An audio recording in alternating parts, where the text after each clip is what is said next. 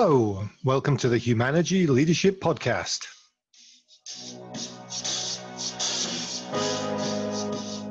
I'm David Wheatley, and we're here to talk all things leadership.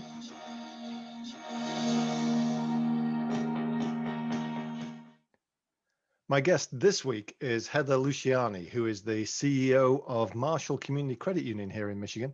And we're going to talk about the idea of setting up a book club in your organization and what value you can get from that. So welcome, Heather. Hi, David. Thanks for having me. I'm excited to talk about this topic with you.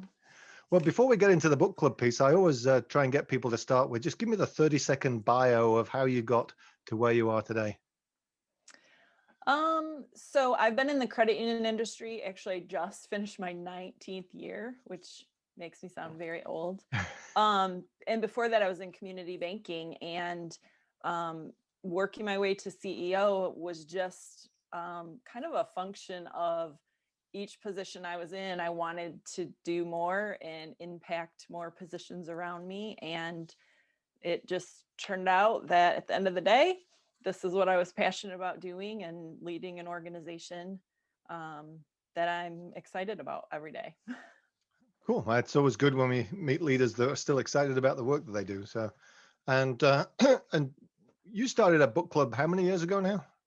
I started it, I looked this up. I started it the first quarter of 2015. Okay. So it's been going for 5 years. What made you start it? So my book club is specifically a leadership book club. And when I started it, it really was the product of, we were doing a lot of training and coaching, actually with Humanergy, most of it, at the top. I know, thumbs up, at the top of the organization. And I was about 5 years at that point into being CEO. So, and really what I found was, we were doing all of this work, and they say, great change starts from the top. And so it was definitely trickling down, to mid-level managers and to their staff. But I was still seeing just glimpses of things from some of entry-level staff that were out of alignment from what we were really trying to do. And as you know, a cultural change takes a very long time, and I don't know that there's ever an end. It's just ongoing. And I was really trying to think of ways of how can we keep that going from the top down, but also start working on it from the bottom up to support that. And that's really, what led me to thinking about a book club. So, Amarav, let's keep going with the people at the top, but let's not be exclusive, and let's see what other options there are. And I know whenever I encourage such a thing, it's a matter of make it open, and then you'll see who's interested. And Exactly. we'll talk a little bit about that a little bit later on, about what some of the values have been. But Mm-hmm. what did it take to get it off the ground then? Well, I think because I was the CEO, it didn't take a lot. I mean, I didn't have to coordinate with anyone. I just decided. No, but I think partly just trying to gauge interest. Like, I thought this was a great idea.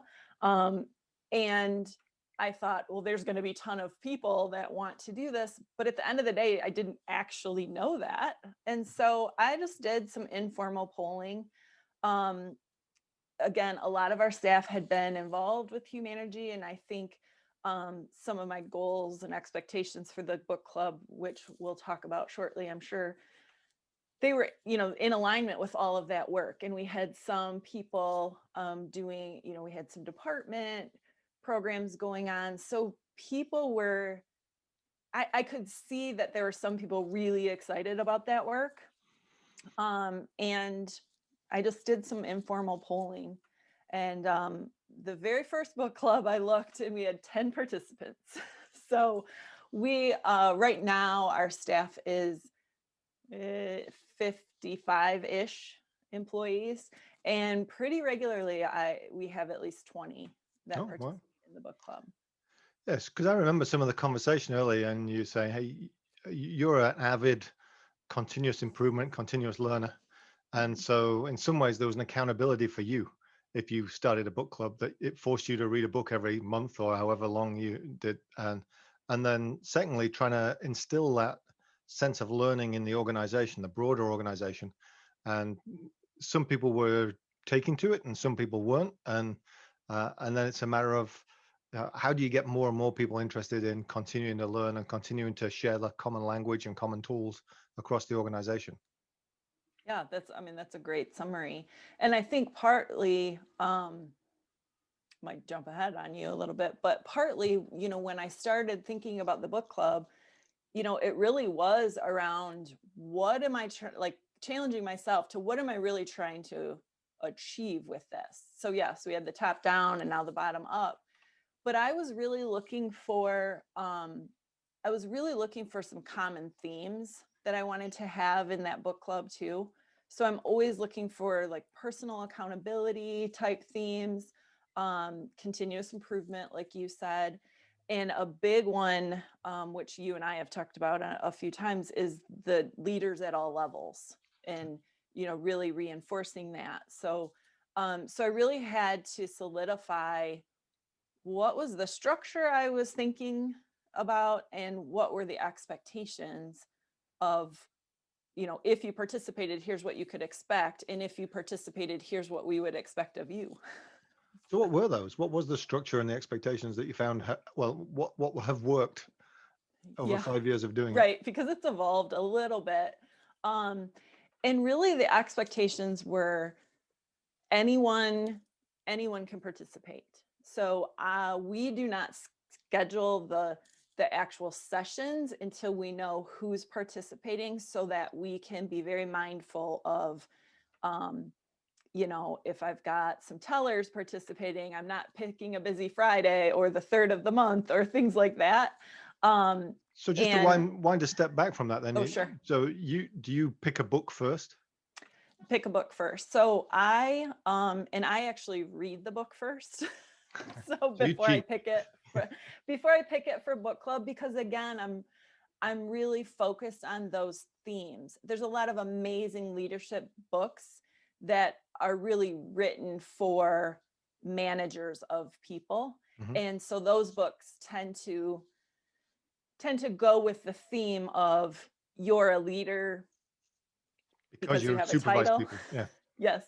And I am very careful of that, because I think that's a message that is much too ingrained from people's lives that I don't want to add to that one sliver.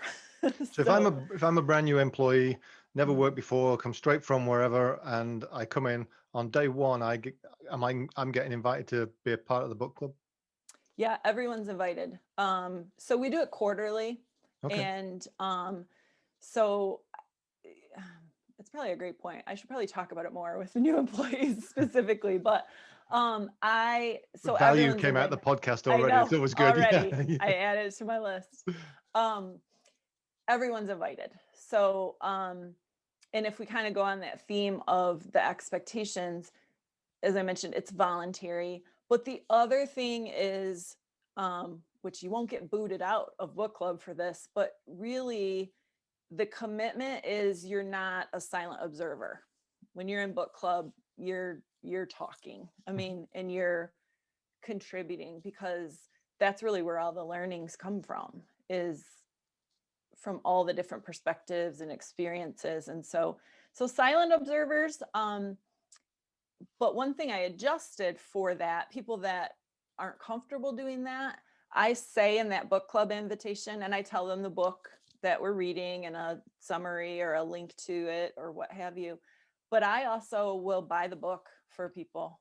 And even if they don't come to book club, if they are interested in the book, I get them the book and they don't have to have that commitment. So I think that's important too, because if you're saying, to the CEO, I'm interested in that book, then you really are. So, so it's once a quarter. You pick the book, you read it first to make sure it's aligned with the message that you really want to put out. You put it out to everybody that this is going to be the book for the next quarter. If they have two choices, they either just get the book and read it, or they get the book and participate in the book club. But your expectation is if they participate in the book club, you'll make the time work for them and you expect them to be a participant, not just a watcher. Correct. Correct. And so do you break it down, I'm assuming, into a couple of chapters a week or something like that? Yeah. So usually, again, in interest of everyone's time. So when they commit to book club, it's actually on their own time too. So we'll do it before work for coffee. Sometimes when we could. Now it's all Zoom all the time. So, back in the old days, yeah. Yeah. Before work, after work. So we meet up somewhere after work or over lunch. So that goes back to the commitment from the organization is we'll buy you the book. Mm-hmm. The commitment from the person is you'll read it and you're going to engage in the conversation in your own time. Correct. Do you ever get people who say, well, if you're not going to pay me to do it, I'm not going to do it? No. Okay. I mean, not out loud. So they just quietly choose not to do it. Yeah. I mean, so there's people that, participate periodically. There's some people that don't participate at all. There's some people that participate every single time. Mm-hmm. So, it really is, to me, this type of learning has to come from within your desire to do this, self-motivated. And that's really what I want to help foster, is for the people that are really interested. And I'll get back to some of the structure in a minute, but just picking up on that point, have you seen people who, is there a correlation between people who've been interested and engaged in the book club and people who have established themselves or advanced in the organization? Yeah, yes, there is. I haven't really looked at it like that, but I would say yes. As I see people that are really looking, seeking and working toward opportunities for growth and expanding their roles, they're often the people in the book club. So Right. There's some exceptions. And so, yeah, and that's exciting for me because I feel like, again, if we go back to that personal accountability, they are taking their career in their own hands, wherever that leads them, whatever that looks like. And I think that's a big theme of, that I want to instill upon all of our teammates is Right. just, you have this power, and like, let's foster that and let's, fuel that fire. So yeah, there's definitely a correlation between those. I often thought that if you're smart and you want to get ahead and you're driven and you get invited to a book club by the CEO and you suddenly realize it doesn't matter where I am in the organization, I have visibility to the CEO. That's not going to be a bad thing if I'm coming with smart analytical thoughts. If I come and just act like a doofus, then that's not helpful. But Right. but that I think that if you open it up and make it invitation and volunteer and it's your own time, then you start to see the people who naturally are leaning towards that kind of thinking. Exactly. So getting back to the structure, then you've got this once a quarter. What's a standard book club meeting look like? It's really, well, again, from the lens of the CEO, I guess. So maybe we should add one of my participants on here too. I feel like it's really casual. So, a lot of times I'll buy the coffee or buy the lunch, so it's really an informal setting. What I've started doing is giving prompts. We usually, we'll usually break it up into 2 or 3 sessions for the book. Okay. And sometimes I offer, for each of those 3 sessions, there's 4 different options. For session 1, there's 4 different days and times. And so we break it up. So I try to find like some natural sections of the book, if you will, and then put out some questions, just prompts for conversation. We rarely get through all of them because the participants really come with their own, they want to talk about certain sections, or they have questions for the group, or just something that really stood out to them.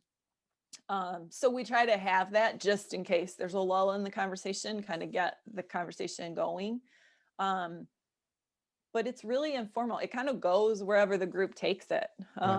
I mean, a lot of the meetings I'm in with you, it's like we have an agenda, but we're going to go where the group needs it to go. And those are the best conversations. And it's Really. about an hour long then or An something? hour. Yep. So, I mean, the way you just shared it there, you're really saying if I'm doing one a quarter and I break it into three kind of sections, that's once a month ish Mm-hmm. that you're meeting to talk about it. So people have lots of time to actually get through the book. Yeah, we usually put a couple, just like 2 weeks between the sessions. Okay. So, yeah, that's So, how we so a usually couple do of it. weeks so you keep it lively and fresh Right. and then if people are reading it, they're going to bring their natural questions to the table. And Correct. and you're not the one that necessarily leads and drives the conversation. Right.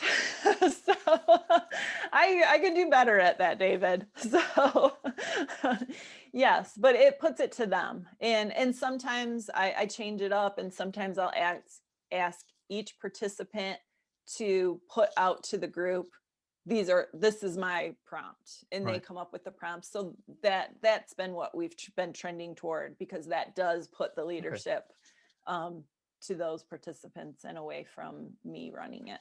So Do you see a point where one of the participants steps up and says, I've got a book, I'd like to lead it. I think we should read this one next. so they have. So yes, they send me books. We read one called The Energy Bus, because I Yeah. got that from someone.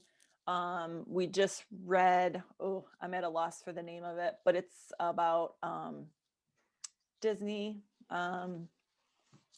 It's going to bug me, but that came from one of the participants. So I think probably 3 or 4 of the books have been just straight from something one of them has read on their own. And it fits perfectly. Right. So yeah. Do you hear the advice, read the book first and then decide whether it fits? Or do you just go with, hey, if you want to lead this one and you think it fits, then I do read it first. okay. But that's, again, it's a great way to kind of expand it and give more ownership to the culture too. So what's some of the other value that you found from doing this, from starting this or running it for 5 years? Yeah, I find a ton of value personally, and I've heard this from some of the participants too, of just keeping these ideas and these conversations front of mind, because it's so easy in the day to day to just get, sucked into that and not stay focused on some of these important things that we're developing. And so keeping it front of mind, I've seen the groups in participant to participant really start to act as accountability partners. A common language, which you mentioned earlier. It's nice to see that, and I'll hear people talk about it. We read this book once. It's really easy read and tons of learnings for me with it, but The Myth of Multitasking. Mm-hmm. And so like I hear people talk about that, and what's really cool now in the book club, especially with long-term participants, is when we're having a conversation, someone will reference another book that we read, and then new participants, then we get them that book because that spurs their interest. So I think it's just the sharing of our learnings. And I think one of the things that I think is helpful is for them to see me as the CEO and to see what I struggle with, because I'm very transparent. I mean, they know what I'm good at, they know what I'm not good at, and to hear me talk about that, just like everyone else in that room, I think is helpful too. Yeah. I have another client that has a regular book club with his leadership team, and he has a bookshelf outside his office that has a stock of the ones that they've read or the ones that he thinks are important, or just random leadership books. And I think people can kind of give and take. So, if you buy 10 for your participants and they read them, some of them will like to keep them and have their own books, and some of them will give it to a friend of theirs. Some people bring it back and put it on the shelf so that when those new people come in and they hear about the book, they can go and pull it off the shelf and read it themselves as well. One thing that I do is I always order extra books, because you might have a last minute add to the book club, or now some of the participants, they know that I do this. So they'll say, I was talking to so-and-so and they could really benefit from that book. Do you have another copy? And so we just pass them out. So I have a little section on my desk and all those books are just available to anyone. Right. And so people will come in and say, can I have that book to give to so-and-so or what have you? And so, but that's a good idea to put them out there. I write in my books a lot. I can I imagine. know. I wish I had it to show on the video, but yeah, exactly. So, yeah, Heather's books generally have tabs and are all color coordinated and indexed. Yeah. So. My husband thinks it's strange that I sit down to read a book with 2 colors of Sharpie pens and a highlighter. And a set of Post-it note tabs. Yes. And, yeah.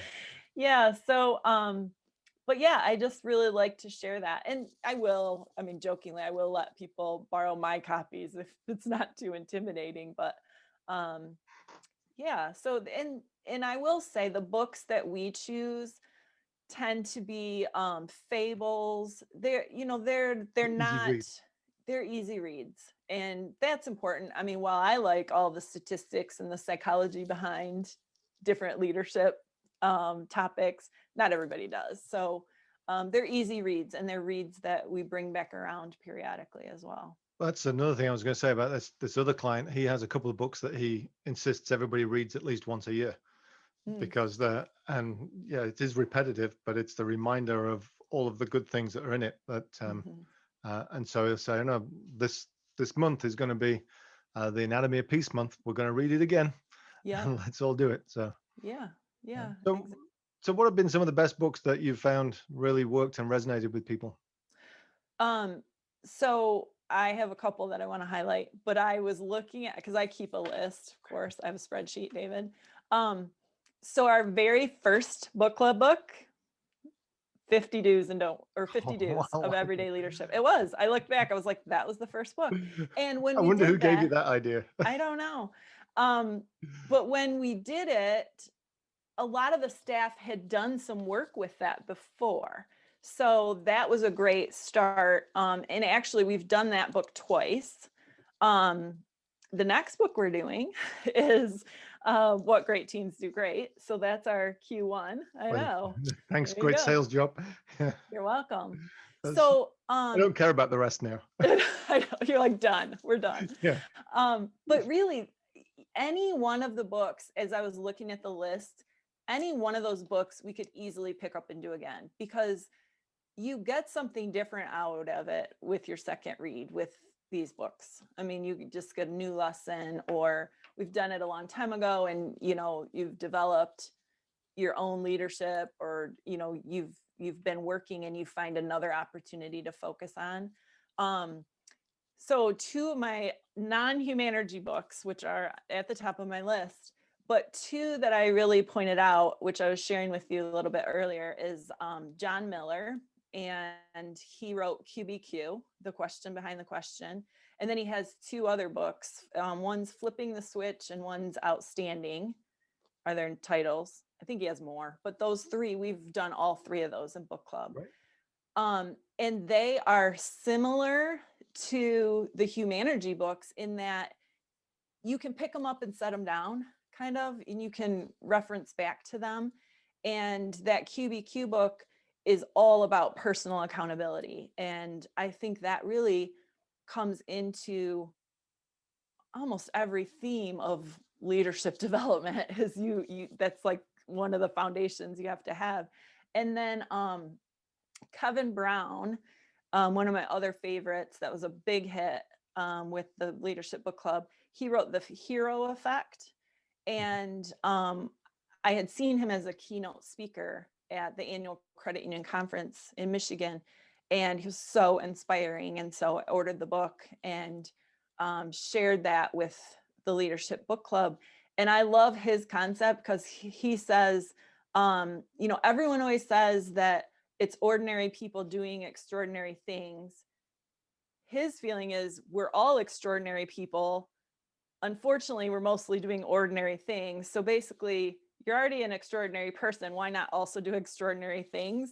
And I love that, of just that idea of it's in all of us, when we can make just really impactful influences on other people. Great. So those were my top ones. And I know you've shared the list with me, so if anybody wants the further list, I'd be happy to pass that on. People can contact me through here. And I had one more question that I was going to ask, but it's as usual, I got my list of questions, but I'm not going to ask any more now.